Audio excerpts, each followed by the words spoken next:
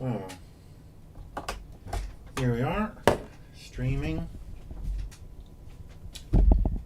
Today, probably be a bit boring because what I really want to do is get started on creating this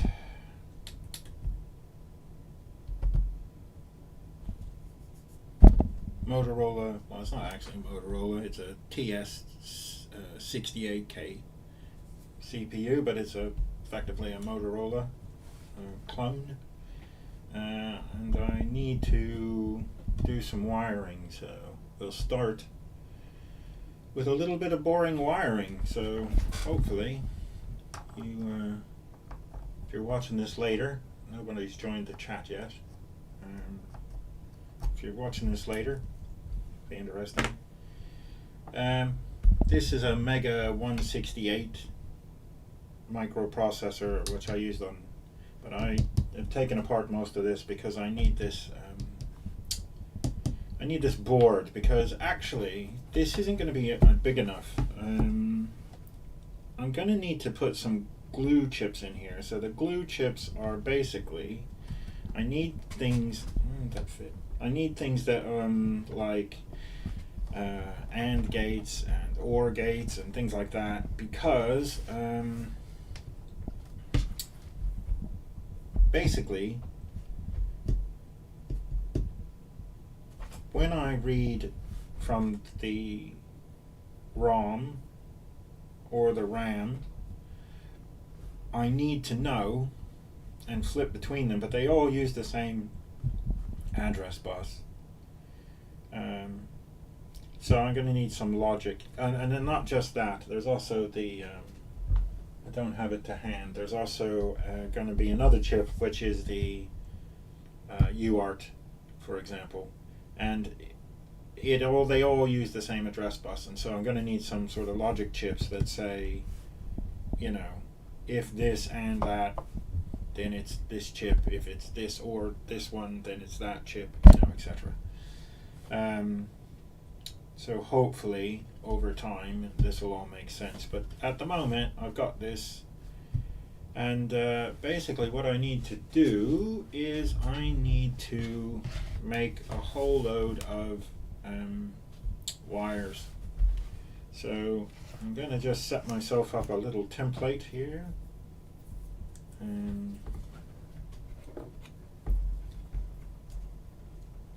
so that I can just quickly measure without having to think too hard about it. And we'll go there.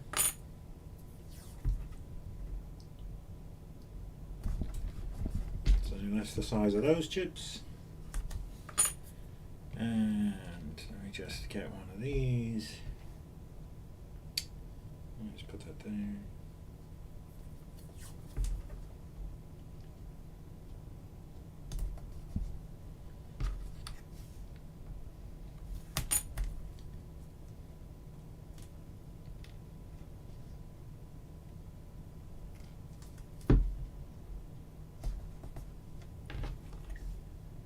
And that's this, sorry, wires, not chips. That's the size of that.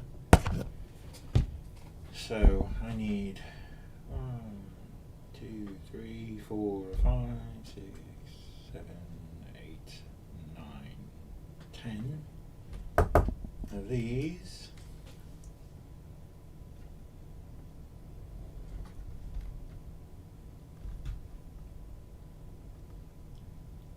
Yeah, so I had a question on my channel about should I do another RISC-V assembly program or the Motorola on a breadboard build, and they both sort of came out the same, so I decided I'll probably do both. Just skipped off in the middle of nowhere. Yeah, so I'll probably do both.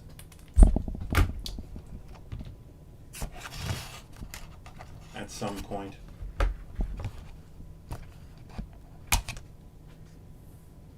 and it might be at some point that somebody joins the chat. But I didn't really expect anyone. To be honest, most of the people that watch my channel are in the US, and this is about 5 o'clock in the morning in California.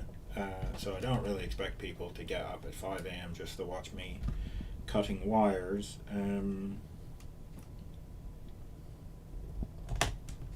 But you never know. There are some night owls like me who might well do that.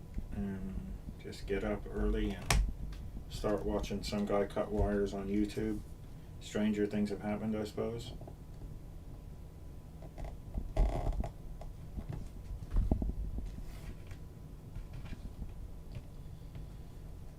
Anyway, if you are sort of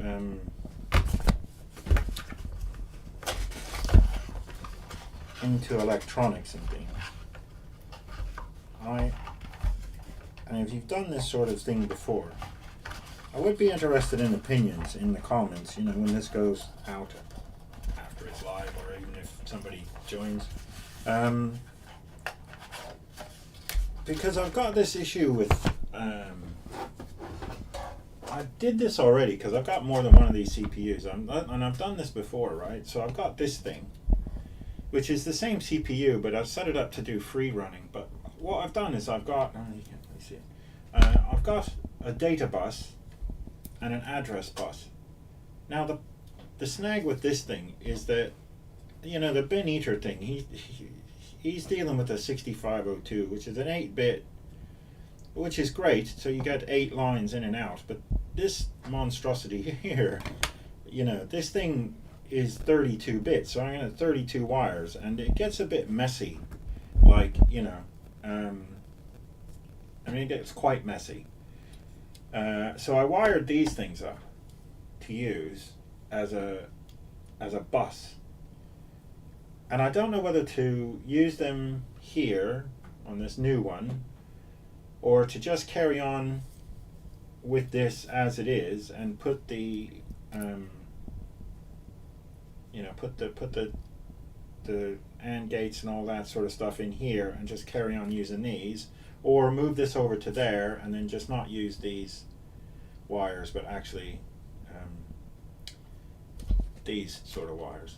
So I don't know, if you've done this sort of breadboard thing before, let me know what you think would be easiest or better. At the moment I'm just going to carry on trying to do this, but I'll make a decision about that mess of wires later. Ideally what I want to do is take this and put it on a PCB, but before I do that I wanted to write some software to make sure that the software I'm writing is going to work, which means I need the hardware. So it's sort of a chicken and egg thing, and I don't want to spend money on a PCB unless I'm sure the wiring is right. So there you go. That's where I'm at the moment. I'm just sort of dithering, really, is the word, probably. So 2, 4, 6.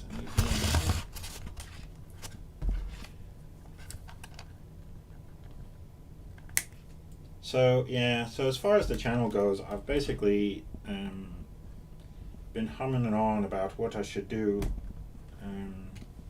Like most people seem to watch the assembly language programming, or the electronics bits, and it's pretty much an even split, really. There are a lot of people who subscribe just for the language, and to sort of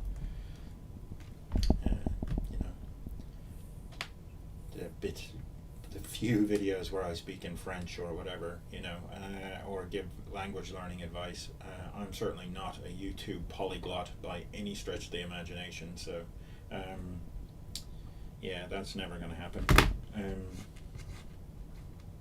Oh, it's 10.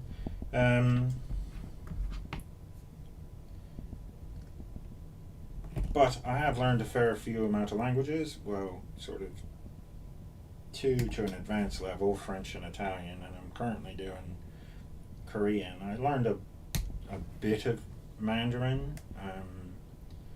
but I'm not fluent by any stretch of the imagination. I can say some basic stuff, that's pretty much it. So you watch all these videos and on YouTube polyglots, and man shocks Russian waiter, and all that crap. And I just find those really annoying. Really annoying. So even if you speak another language, you probably didn't shock the person, to be honest. Oh, the one I really love is stunned. Stunned Russian waiter by speaking his own language. No, when you stun somebody with a taser, and they fall back and their heart stops and things, that's stunned. Just the fact that you said something in Russian, you didn't stun the guy. And in fact, you probably said it wrong, and they don't care anyway because they're busy. So there you go. Just my opinion.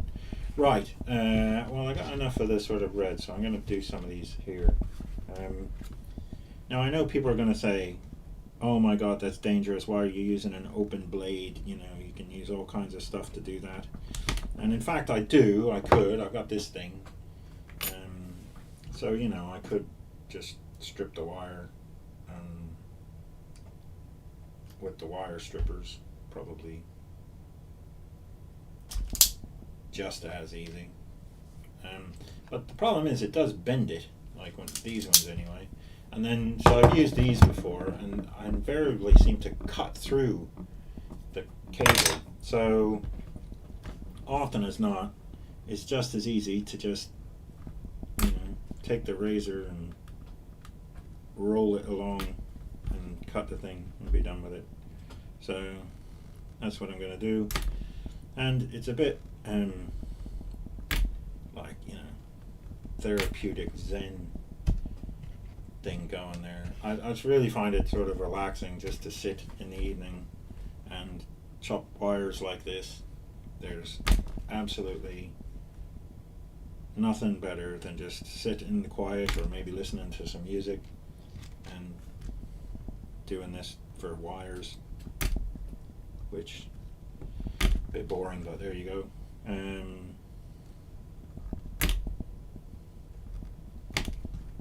You get yourself a beer, put some music on, a Zeppelin or something, and just sit and trim your wires.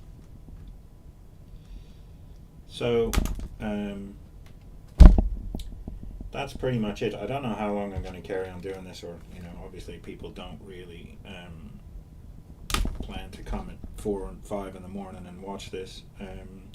And if you're in the UK and you're working, well, this is your lunch hour, so you're probably out eating lunch, So yeah, bad time to do a live stream, but it was the only time I had available. So I hadn't done it before, and I just wanted to, test out the system, make sure. Well, I had done it before, and it was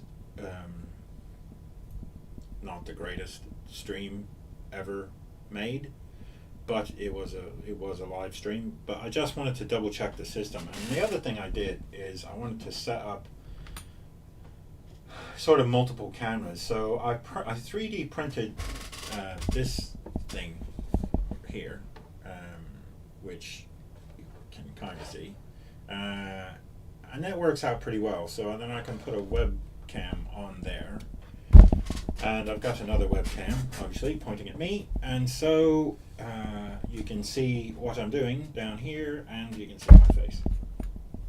Not that you probably want to see my face, but you can see my face. And then the other thing I did was I set up on my other monitor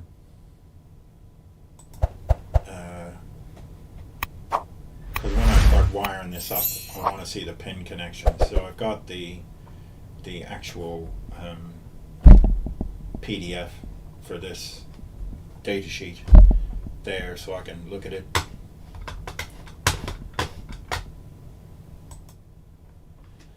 But yeah, so that's the way it's set up, and hopefully in future when I do a stream, like you can see what's happening with it.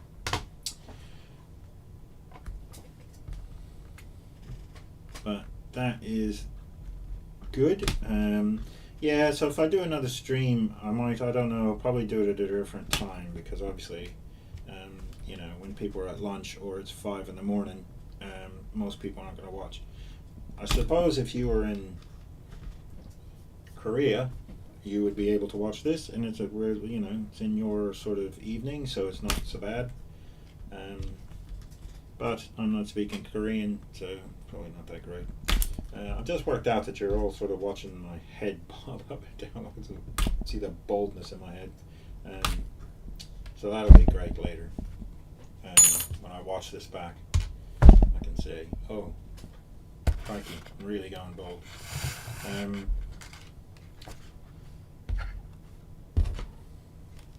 just going to do some more for the negative, but I need to finish these first. I didn't see, I forgot those.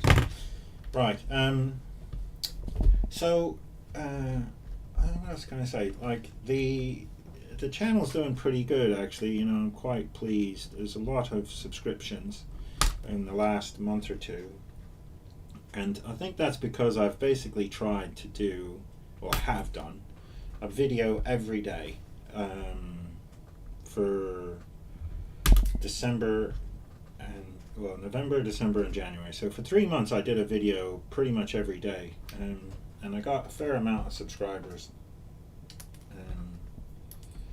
doing that. But I don't think that's really sustainable, to be honest, because when I'm doing these projects, like when I did the CPU in Python with the assembler in Python, you know, that takes a considerable chunk of time to do. Not the recording bit, but the actual, you know, writing a CPU emulator and an assembly language assembler in Python was, you know, that took me a bit of time, especially since I'm not a Python programmer per se. Like, I normally do C, or I was going to say C++, but I don't really do C++. I can do it, but I don't like it, because I don't like object-oriented programming, which is why I don't do Java either. So I can do Java, I just don't like it.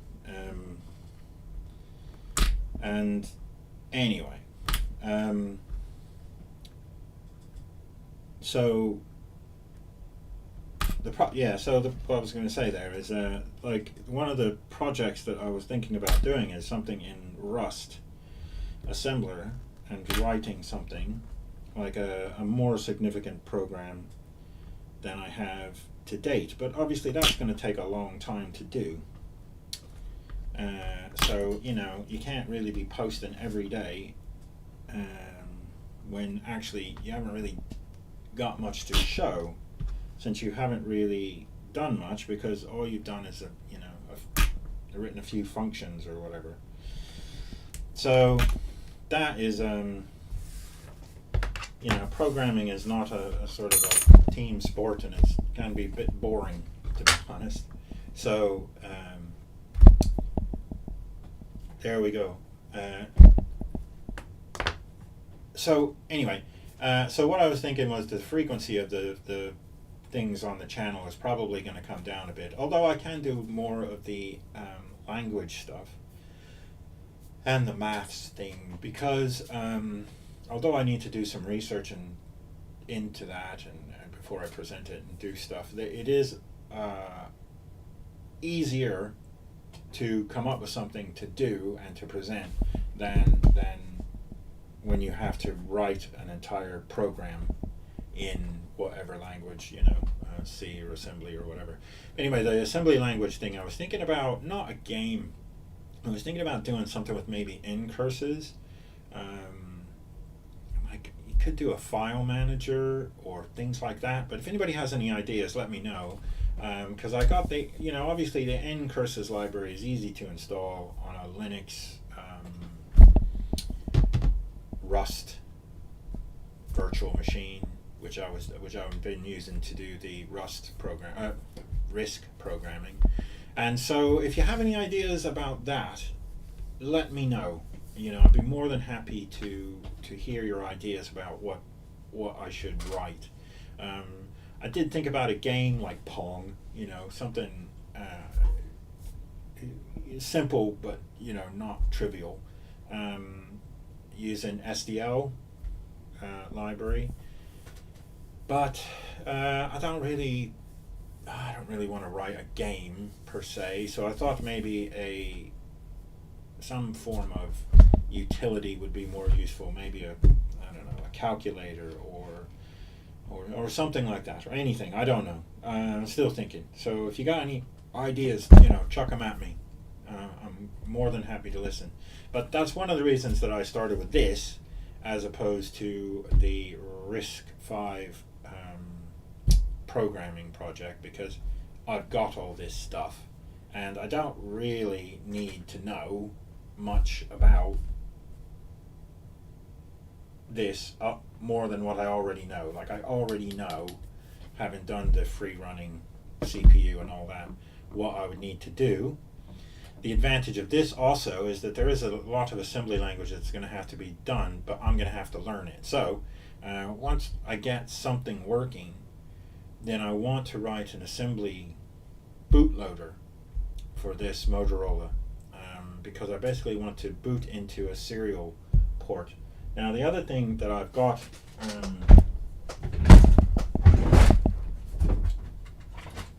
that I am looking at doing is, probably if you've watched any of my videos, you'll recognize this as my prototype for the binary clock. But it has a real-time clock module, and it uses SPI. So I thought about adding a real-time clock module to this so that it can remember the times. And I've also got, which I got the other day, and I'm still playing around with the Arduino library, an SD card. So and this also uses SPI. So I'm thinking, get the SPI library and a SPI library, or even bit banging, using this Motorola CPU, and I could effectively have a hard drive with this, along with the RAM and the ROM and the UART. So basically have some storage space, which means I could write my own disk file system, but why bother? Like, it's got one on there, FAT32, so just use that. But anyway, that's some of my thinking about this project. So when it gets more advanced, using this Motorola for that.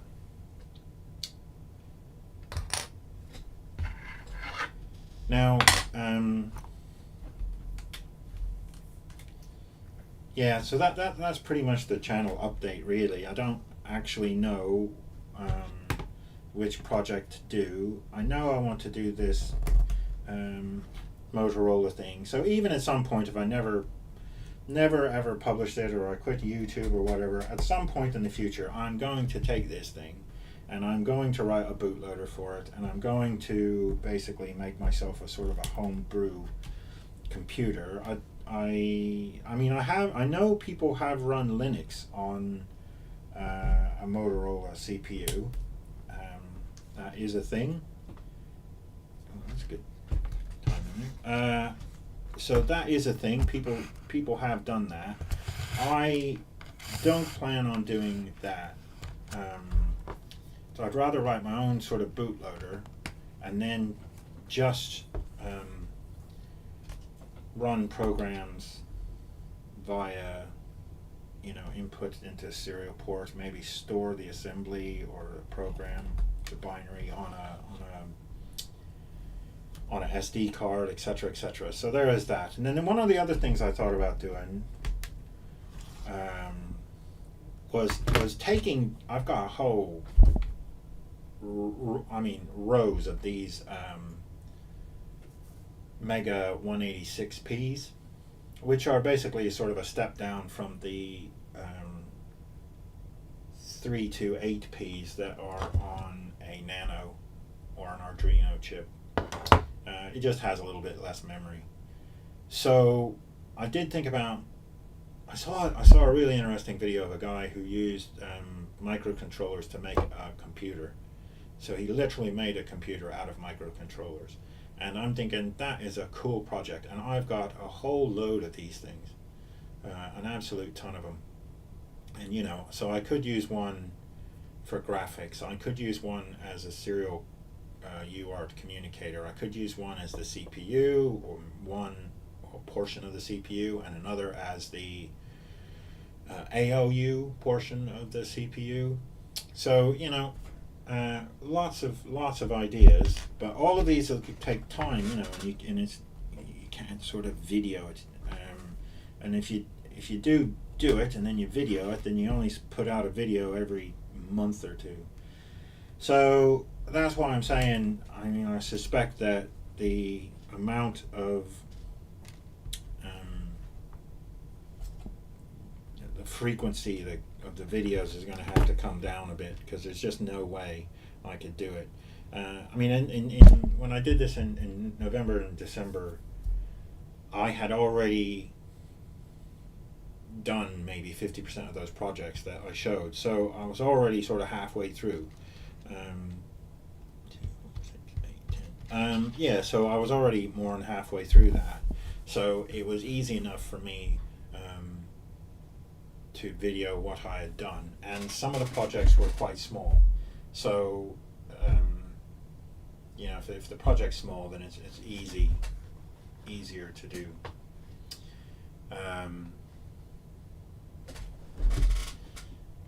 So I'll waffle on here a bit more. But yeah, so anyway, that's basically some of my ideas for the channel. Now, from a miscellaneous point of view, I have been brewing a lot of beer, and I've been thinking about doing makgeolli, which I don't know if you know. Makgeolli is a Korean rice wine sort of thing. But the problem I have in the UK, I'm struggling to find, even online, Naruk, which is the sort of enzyme / yeast that you use. So what you do is you get the rice, and you put the Naruk in, and the Naruk has an enzyme that breaks down the rice into sugar, and it also has yeast, which then breaks the sugar down further into alcohol, and so you get makgeolli, and then makgeolli is used to make soju as well. So anyway, so I wanted to brew some, but it's really hard to get Naruk, and I've watched, you can make it Naruk, but it's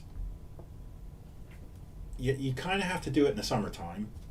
Well, you do have to do it in the summertime because it needs sunlight, and you need sort of wheat stalks or corn stalks dried to wrap this stuff in. It looks fairly straightforward, but the problem I've got is I'm thinking, is what I make going to be poisonous? You know, so I kind of want to rather get some commercial product that is fairly safe, and I'm not gonna, you know, die of food poisoning. But then again, I've made lots of other stuff. You know, beer out of breakfast cereal, and I make kimchi all the time, and that's just fermented.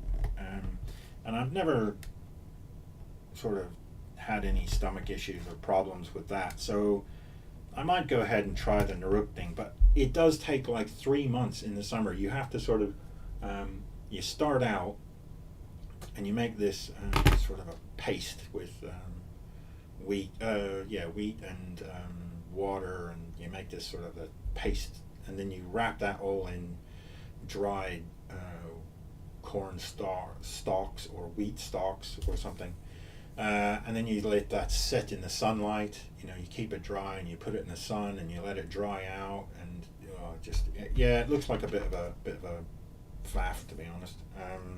So yeah, I kind of much prefer to buy it and be done with it. But if anybody's made Naruk, let me know, and give me a recipe or a good YouTube video on how to do it. Because I mean, it is expensive, but I can't even buy it online at the moment. So I don't know where I'm going to get this stuff. There is a Korean grocery store in London, so I might go down there at some point and see if I can get it. But anyway, so if I do that, I will definitely film that and show you. There's a chisong, which is a sort of a syrup,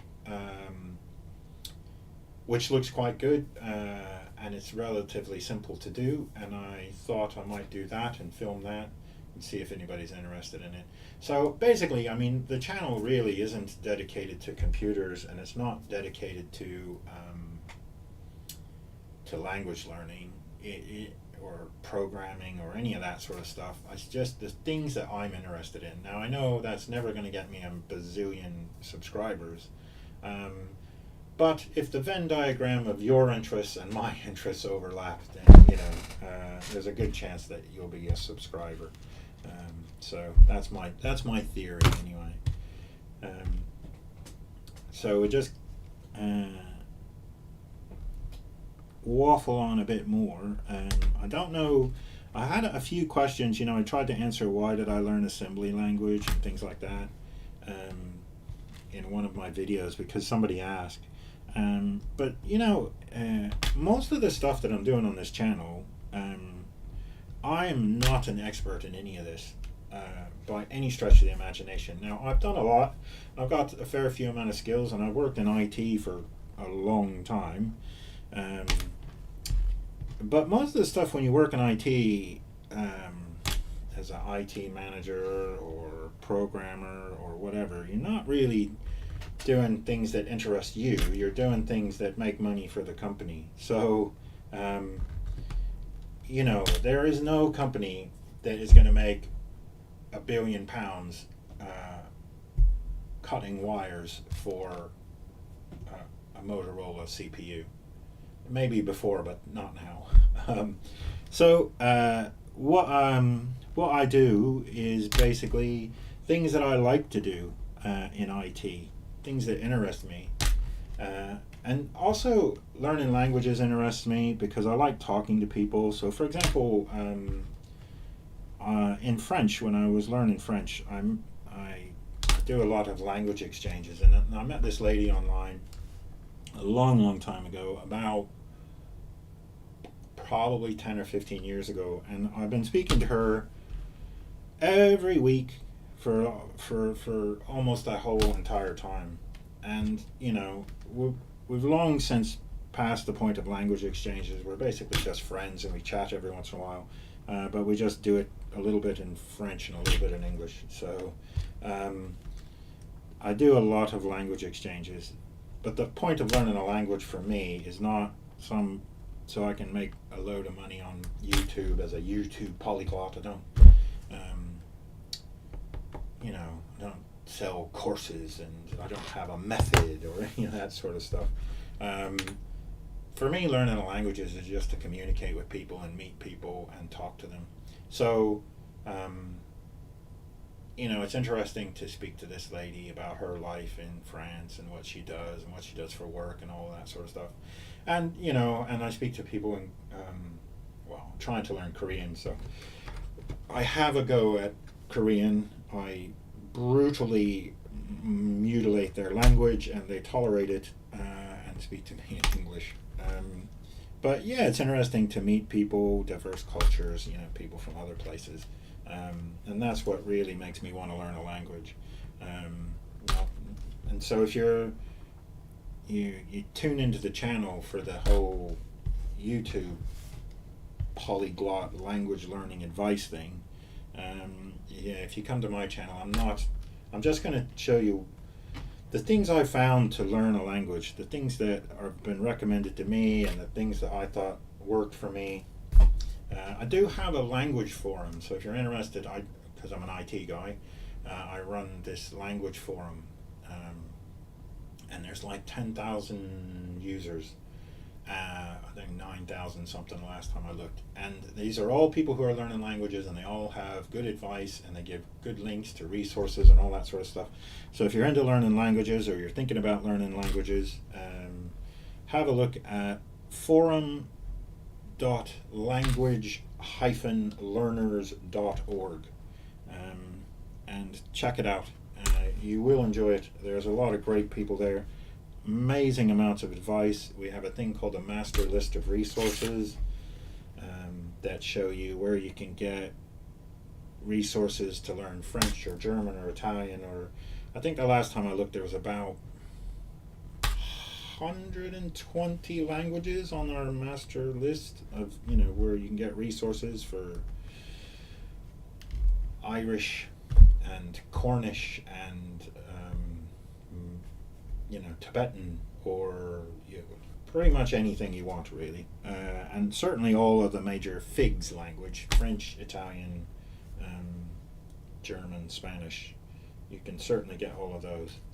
So check that out. Somewhere I think there's a link in the description, or a link on some of my profile, or wherever you'll find it. Like I put it in everywhere. And it doesn't cost anything. You can sign up. It's free. We don't run advertising, so you don't have to look at loads of ads and crap like some of the other language sites. We're not trying to make money off it. We're just trying to. It's just a community of people who want to learn languages and talk about learning languages and helping other people learn languages. So if you're into that sort of thing, check out the forum. But yeah, it's worth looking at. So the point of this thing here, I've looked at a whole load of PDFs regarding homebrew computers, the 6800. I've looked at various schematics and drivers for how to get one of these working. I'm a big fan of the Internet Archive. I found this particular portion of the book there about the 68K and basic pens and address bus. This also goes deep into the thing about DTAC and using glue logic to and NOR gates and things to flip to the chip that you want to read or write to, or the CPU wants to read or write to at the right time, which is why I need to do this, which is why I've added this empty board. I suspect I'm probably going to wind up with another empty board. What I actually wanted to do rather than this was I really wanted to do a PCB. So I've got stuff like this. I just get a big one of these, and I've got slots for the pens. I can wire those all in, but the problem is I need to know what wire goes where first, and then once I do, I need to have some software to run on it. I could do this, thinking about doing this, or I could do a PCB, an actual PCB, but not really sure. Not really sure at all. There's just somebody showed up in the chat there a minute ago.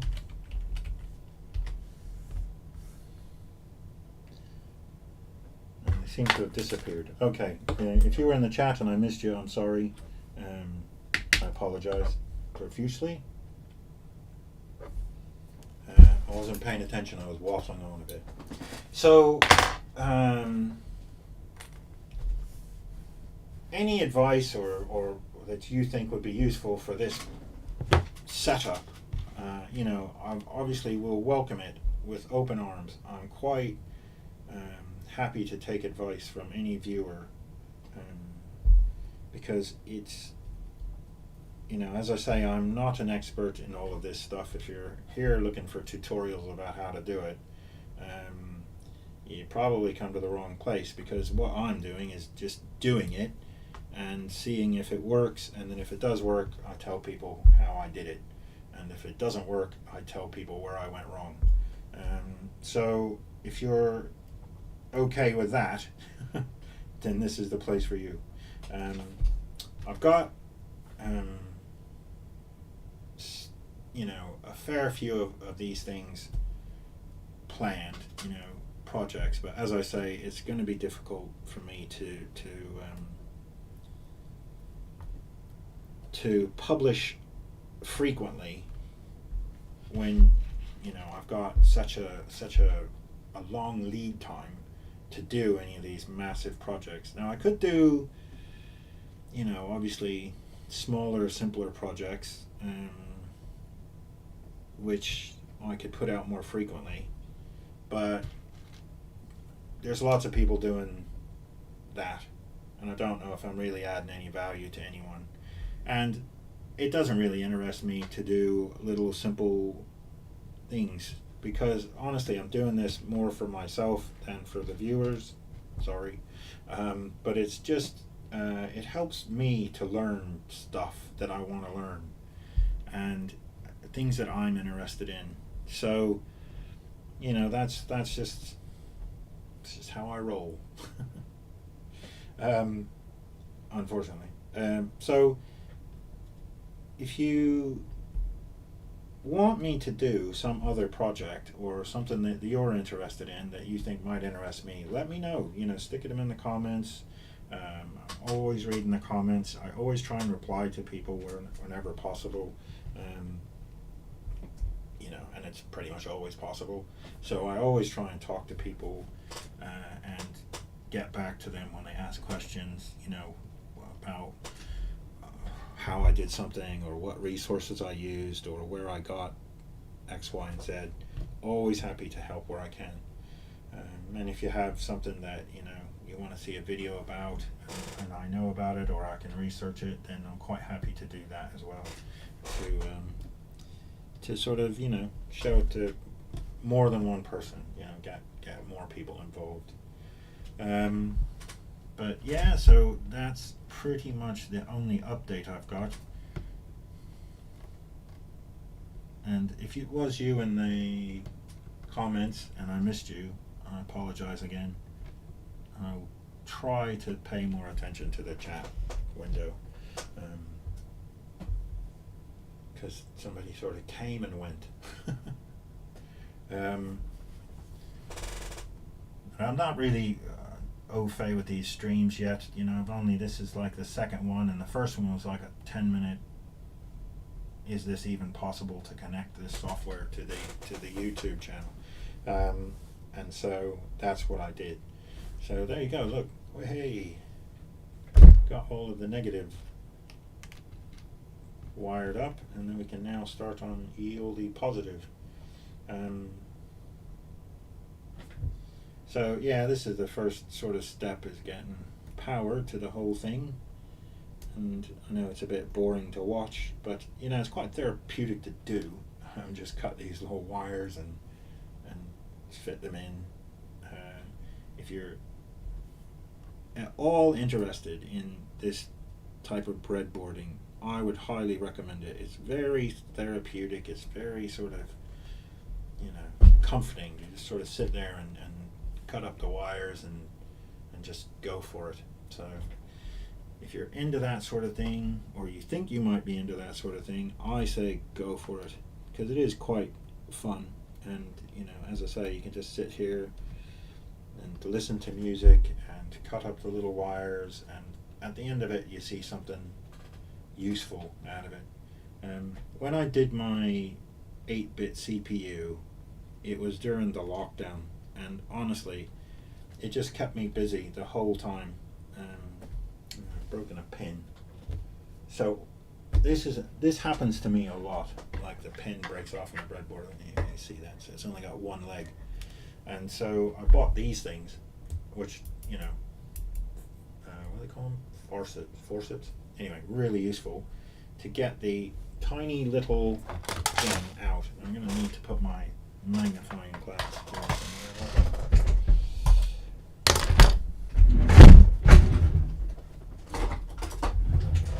see the thing.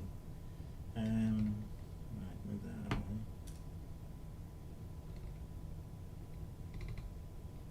Find that in there somewhere. No idea where that's going. Anyway, it'll turn up. So, yeah, one of the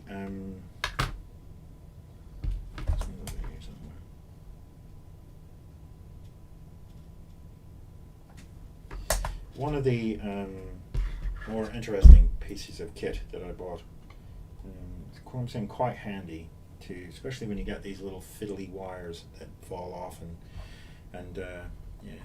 So anyway, if you are thinking about electronics, I highly recommend having a go, and it doesn't really cost all that much. Now some of the IC chips can cost you, but if you like, when I was saying, when I did my 8-bit computer, I did it during the lockdown, and prior to that I bought 2 giant cardboard boxes of IC chips for about, I think I paid £40, so about $50, and I had literally hundreds of them. I've still got microprocessors, like a box of microprocessors, old microprocessors, that I haven't ever used.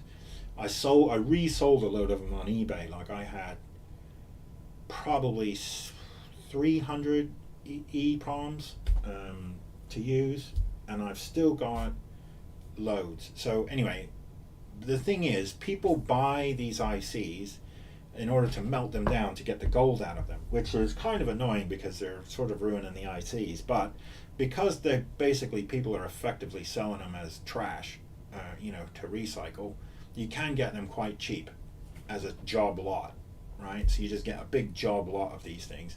Some of them are more useful than others, and you have to sort of go through them, and pick out the useful stuff, the op amps and the NAND gates and whatever. But it is quite useful, and you can get a whole load of them, and you can, just get some out of old junk electronics as well.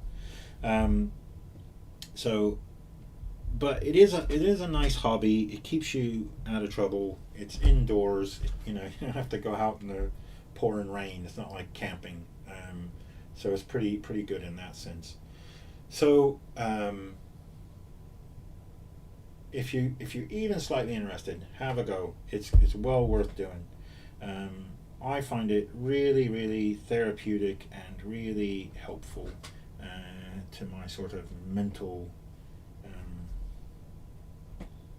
attitude. Now this is annoying because I'm going to have to move that somehow.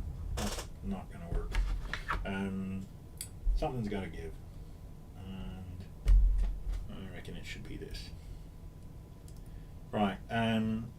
So yeah, I dabble in electronics. I do a lot of programming. I used to be a programmer back in the day for a living, and I used to write Perl programs, mostly for Hitachi Microsystems, where I used to do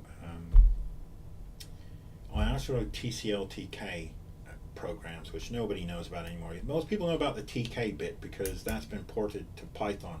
So TK is the toolkit, it's the windowing toolkit that people use to make Windows dialog boxes and that sort of thing. But that started with a program called TCL/TK, which was a scripting language. Anyway, I did that. I made for FPGA software.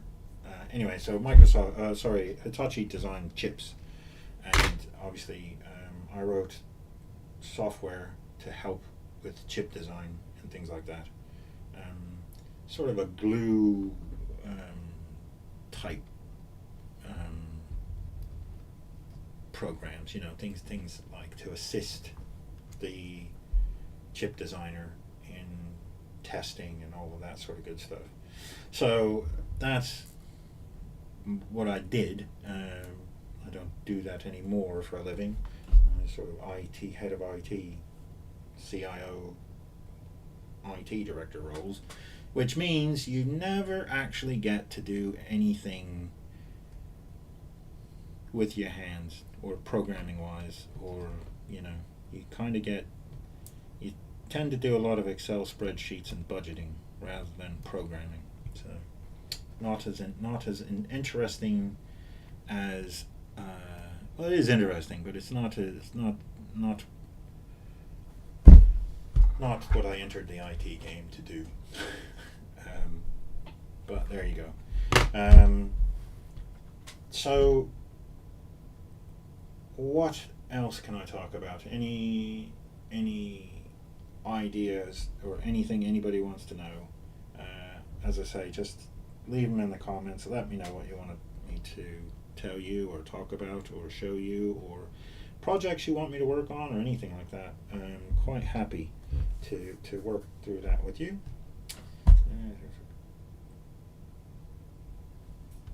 See this? Yet another really useful tool for old people like me. I do have some glasses, but I find the magnifying glass for this sort of work is actually easier and much quicker to see things with. So the plan for this project, as I said before, is relatively straightforward. I would like to have a homebrew CPU that I can use, the Motorola. I've found a really interesting assembly language, I don't know what you call emulator, I guess. So there's a CPU emulator that you can write assembly code for a Motorola 68K, and it shows you what's happening in the registers and what's happening in the memory and all of that sort of stuff. So it's a really good emulator. It's kind of like the 6502 emulator I showed before. I'm going to do a video on it just to show you. It's an ASM editor, and you run it in a web browser. I put it in a Docker system so I could run it on my local host, and basically it'll save your files and it'll do all kinds of good stuff. But it shows you how to write a program for this. And what's happening. Now, I've not written Motorola 68K assembly. I have done it in that emulator, but remember, I'm going to attempt to write a bootloader for this thing, which lets me boot into it, has the UART, which lets me use serial connections. Hopefully, I'll be able to use this SD, the SPI interface for this SD card to have some storage, and also a real-time clock module on it so that it can get the time on boot up and all that good stuff. So that's the plan. That's the plan. But obviously, first I got to get this thing wired up and working. So that's the step one of the plan, is to get this thing on a breadboard. And assuming I get it working and I get the software going, then I'm probably going to use Easy EDA and make myself a PCB and get that manufactured and sent to me. And then I put all these chips on a PCB so it's nice and small, and then I can use it whenever I want. And power it up and just run it and write programs for it, and just do some cool stuff, and assembly programming on this. Now, I know I seem to be doing lots of assembly language programming. Lots of people seem to like that. I like it as well, but it is it's one of those things, like, it's just not like you learn assembly language and then you're done. Like, I mean, if you learn C, you've learned C, and then if you want to run your C program on a different architecture, then that's easy to do. You can compile that and it's easy to do. But you cannot take 6502 assembly language and run it on a Motorola 68K, because it's just not going to work. Completely different instruction set. So the thing is, when you learn an assembly language, you're kind of learning a new programming language all the time, even though you know mostly it's kind of common. Like, you know, you're going to have the move instructions and the add instructions and shift left, shift right, and all that sort of stuff. It's kind of how do you say it or use it. And some will have some instructions and some won't. So, you know, that's an interesting thing about assembly language programming, is that it's kind of unique and new, depending on what actual sort of interface that you're using. So there you go. Right, we have been here now for almost an hour, and I've cut up a whole load of wires, and I've wired up this board. I'm going to carry on with this. I'm going to try and work out the wiring connections. I've got a spreadsheet that I'm using to do that, and I'll show that next time. I don't know if I'll be doing a live stream or not. If you like these sort of live streams, let me know, and I'll do some more of them, and I'll try and do them so they're not 5 a.m. California time or you know, lunchtime in the UK. I'll try and do something where more people can watch. But let me know what you think. Let me know if you're interested in live streams. Let me know if you're interested in this project and you want to see it carry on. If I do, the next update, if I do an update, I'll probably show you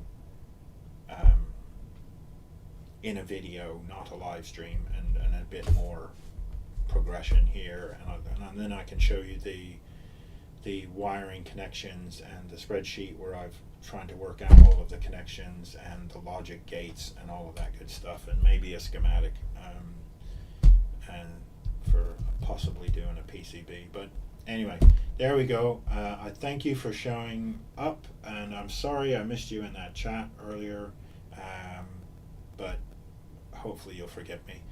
Please like and subscribe to my channel as always, and if you like reading books, have a look at my website, xgipublishing.com.